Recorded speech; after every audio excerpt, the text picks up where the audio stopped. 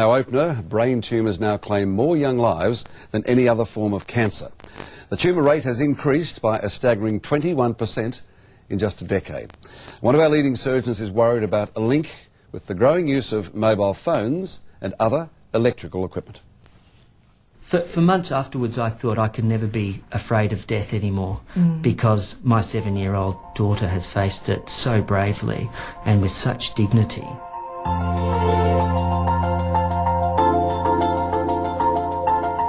She was the most delightful, charming child. She just had a spark, and she was fun and gentle, and she was a joy. Kessia McConnell was only 7 when the family doctor thought she had a fever. Kessia was dead within weeks from a brain tumour. We had to watch Kessia lose the ability to talk, to walk, to move.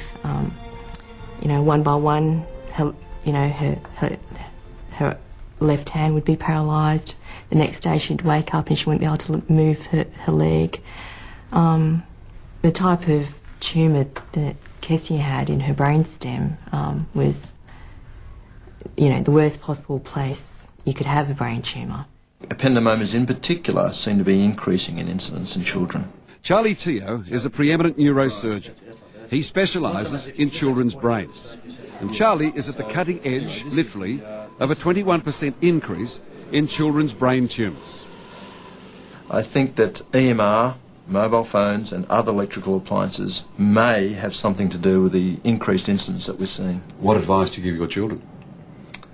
Oh, Ray, this is a very sore point. My daughter just got a mobile phone, and I was so against it. It was a real sore point in the family. How old is she, Charlie? She's 12. So she's in that vulnerable age? Oh, very vulnerable. Her brain is still developing, and I'm really very upset that she's got one.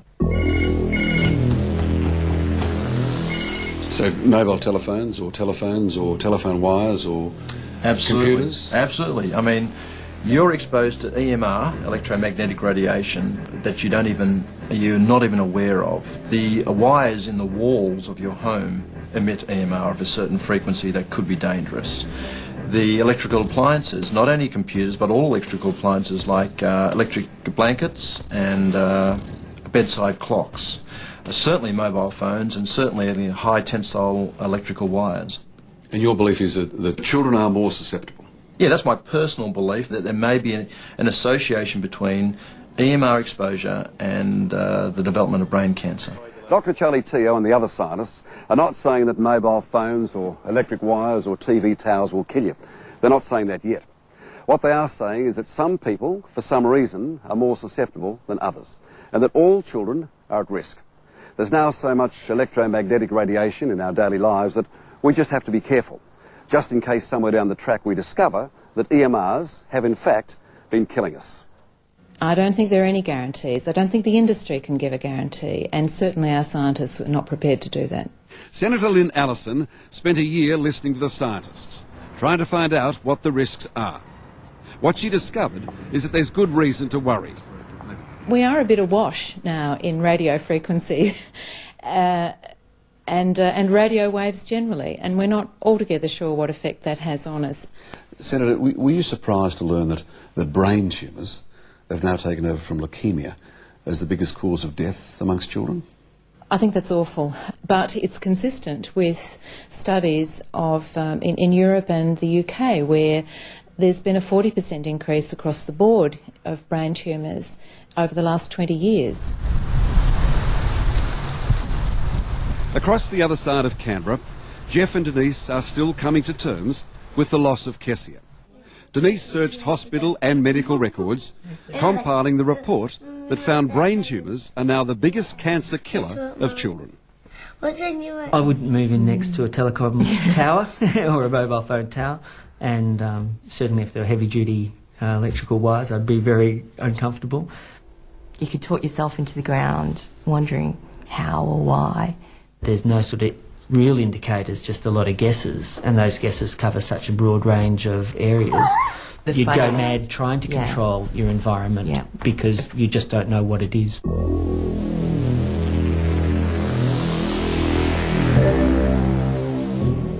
scientists say that the thickness of the skull in children makes a difference. It's quite thin compared with adults, that there is more brain fluid. The radio frequencies can travel through the brain more easily. When patients come in with a brain cancer, I often say to them, you know, your cancer's on the right side of your brain, it's in the area just above your ear. Can you tell me if you feel that you've had more exposure than most people to mobile phones? And I am surprised that most people say, yes, you know, I've used my phone continuously for the last 7 years and it's always stuck to my ear on this side. Well, that's where the cancer is.